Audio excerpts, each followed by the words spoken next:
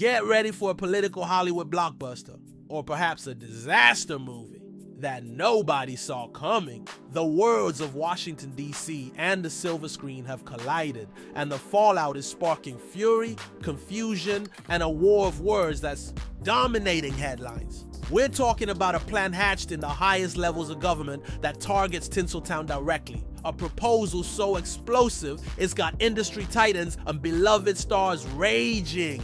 Our top story gripping the nation, and indeed the world of entertainment, revolves around a stunning declaration from the former president Donald Trump, in a move that sent shockwaves from coast to coast, particularly vibrating through the palm trees of Beverly Hills. Mr. Trump announced a radical plan to levy a 100% tariff on movies produced in foreign lands and brought into the United States. Yes, you heard that right. 100% tariff. Imagine the cost of your next movie ticket, the price. Tag on your favorite streaming service, potentially doubling, tripling, or even more, all thanks to a tax on films shot outside American borders. The rationale presented by the former president, he claims the American movie industry is dying a very fast death. He argues that other countries are luring filmmakers away with enticing incentives, bleeding America of jobs and production. Furthermore, in a dramatic escalation, he framed foreign films as a national security threat, suggesting they could be vehicles for messaging and propaganda. It's a narrative familiar to his supporters, painting a picture of American decline and foreign adversaries taking advantage. But for many in Hollywood, it sounded like a plot twist nobody wanted to be a part of. And who, you might ask, were the architects behind this audacious plan? Stepping into the spotlight as unexpected power brokers in this political drama are none other than Academy Award-winning actor Jon Voight and special advisor Stephen Paul. According to reports, Voight, who has publicly aligned himself with the former president, and Paul submitted a comprehensive plan aimed at saving the film and television industry. Their mission? To increase domestic film production. Their method? Apparently recommending tariffs in certain limited circumstances, a detail that seems to have been, shall we say, significantly expanded upon in the president's public declaration. Voight and Paul reportedly embarked on a listening tour, meeting with dozens of leading film and television organizations, including powerful guilds, unions, studios, and streamers. They claim these meetings were about understanding what changes were needed to bring production back home. But sources within these organizations, speaking off the record amidst the chaos, expressed confusion and even disbelief. We talked about incentives, about making it easier to shoot here. One insider reportedly fumed. Nobody, and I mean nobody, asked for a 100% tariff on films shot overseas. That wasn't the conversation. The practicalities of implementing such a tariff remain shrouded in confusion, adding another layer of absurdity to the unfolding situation. How do you even tax a movie like a physical good?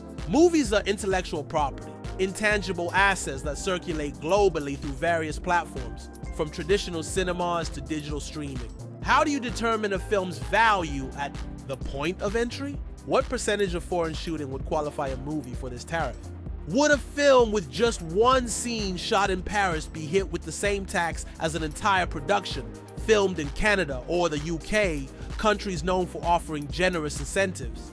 These are the questions echoing through boardrooms and backlots. Questions for which there are as yet no clear answers. And then there's the reaction. Swift, sharp, and absolutely unsparing. While many in the industry scrambled to understand the potential implications, one voice cut through the noise with characteristic passion and directness. WHOOPI Goldberg. Appearing on her platform, the widely watched talk show The View, Ms. Goldberg did not hold back. Seated at the iconic table, surrounded by her co-hosts, the EGOT winner launched into a blistering critique of the proposed tariffs, her voice rising with a mixture of disbelief and indignation. The easygoing demeanor often seen on the show was replaced by a focused intensity, her eyes flashing with conviction. "You can't do that!" Goldberg declared, her hands gesturing emphatically. Gosh, because what that equates to is you're gonna tell me how to write the story I wanna write if it happens in Europe. You're telling me that if my book comes out and I wanna write it, you're telling me how to write it. You're telling me you're gonna charge me for it. She framed the issue not just in economic terms, but as a direct assault on creative freedom, a form of governmental overreach dictating where and how stories can be told. Her analogy to writing a book underscored the fundamental artistic principle at stake: the right to tell a story in its authentic setting, wherever that may be in the world, without facing punitive taxes. Goldberg then addressed the president's stated goal of bringing production back to the US, acknowledging the long-standing challenge of the high cost of filming in places like California. The problem has always been, she stated plainly, it's been very expensive to shoot in California. That's why we shoot in Canada. Her point was clear: the exodus of production wasn't about a lack of desire to film in the US, but about economic realities and the pursuit of financial viability in a global market. But she vehemently rejected the idea that the solution was to penalize filming abroad. She cited iconic films that required international locations to tell their stories authentically. The Passion of the Christ. You couldn't have shot that in Texas, she argued passionately, referencing the Mel Gibson film that utilized the landscapes of Italy. You can't shoot Gladiator without going to Rome.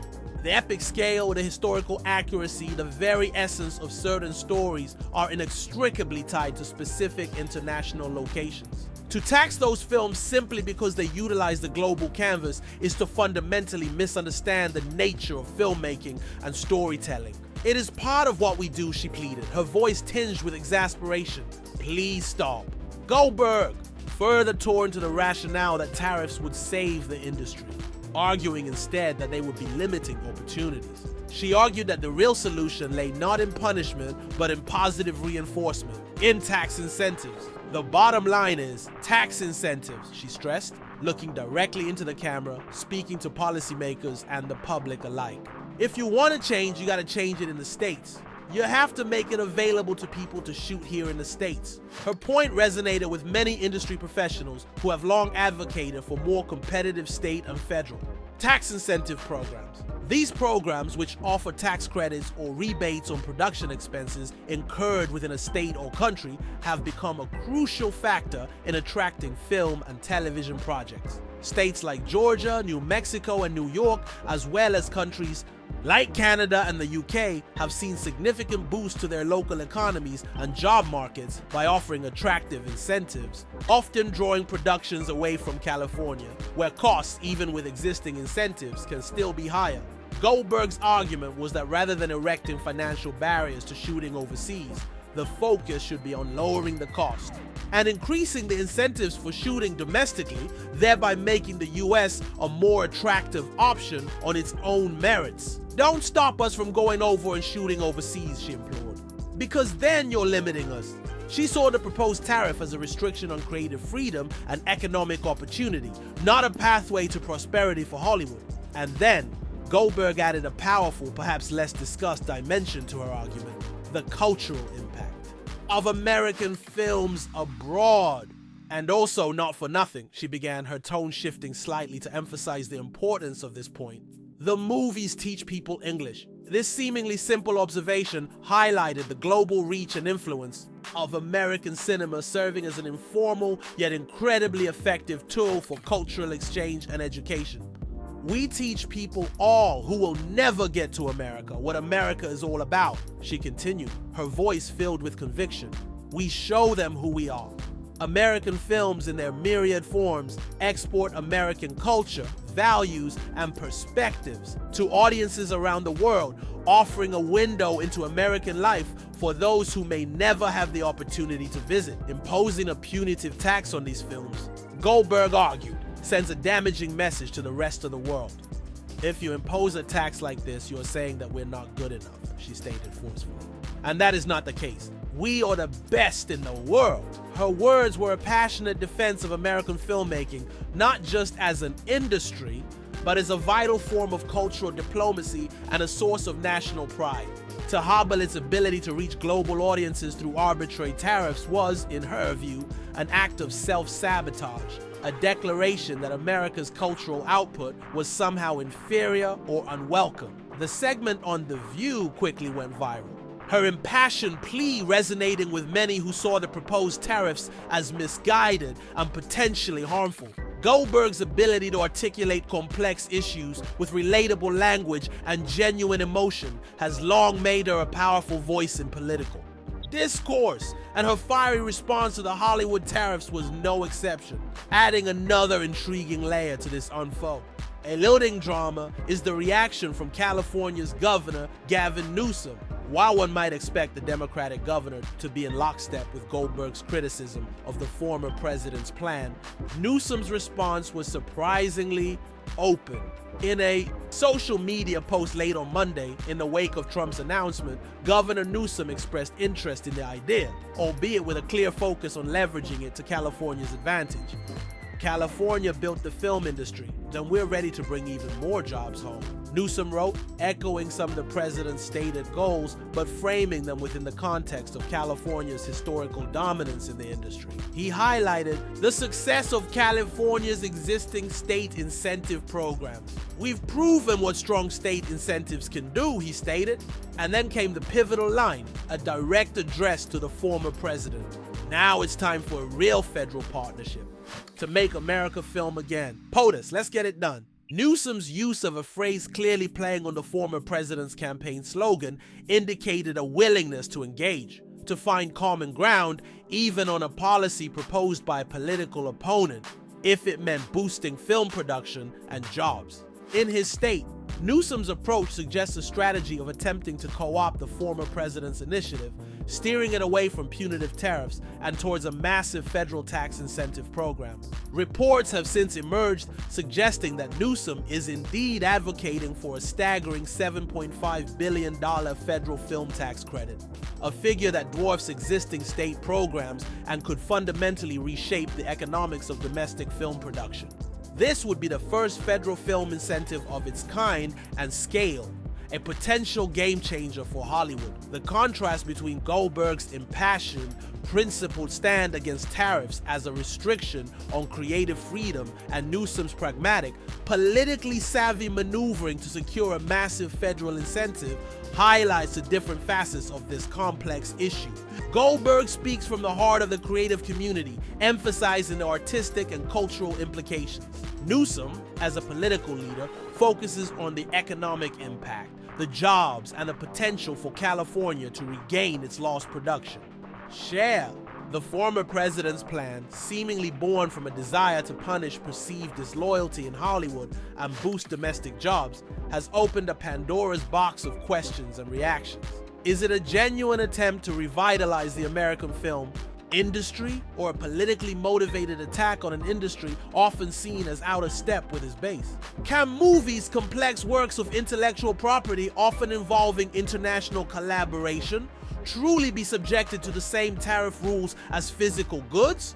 What would be the economic fallout, not just for Hollywood, but for the myriad of small businesses and workers who support the industry, both domestically and internationally? And how would other countries who currently welcome American productions and benefit from the economic activity they generate react to such a punitive measure? Retaliation in the form of their own tariffs or restrictions on American films could severely damage Hollywood's lucrative international market, where a significant portion of revenue is generated. The proposal also forces a broader conversation about the role of government in the arts and entertainment industry. Should the government dictate where and how creative projects are made through taxation? Or should its role be limited to creating an environment where the industry can thrive through incentives and support? John Voight and Stephen Paul's role in all of this also raises questions. While their stated goal is to help the industry, did they fully anticipate or endorse the sweeping 100% tariff announced by the former president? Or was their comprehensive plan intended to include targeted measures amplified and distorted in the political arena? Their meetings with industry organizations clearly did not result in a consensus for such drastic tariff action, leaving many to wonder about the communication and intent behind the final proposal. As the debate rages on, one thing is clear. Why? Former president's Hollywood tariff plan has succeeded in grabbing headlines and sparking a furious reaction. Whether it is a serious, implementable policy proposal or simply a political opening salvo remains to be seen.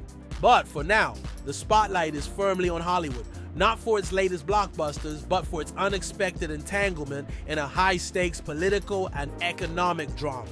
Whoopi Goldberg's impassioned plea serves as a powerful reminder of the cultural significance of American film and the potential risks of government intervention in the creative process. Governor Newsom's strategic response highlights the complex interplay of state and federal interests and the potential for unexpected alliances in the pursuit of economic goals. The coming weeks and months will reveal whether this plan gains any traction, how the industry continues to mobilize in response, and whether a compromise, perhaps in the form of a significant federal incentive program, can emerge from this clash. But for now, the show in Washington and Hollywood is far from over, and the plot is thickening with every passing day. The tariff threat hangs over the industry like a dark cloud, and the forecast is for continued turbulence and fiery debate. Stay tuned.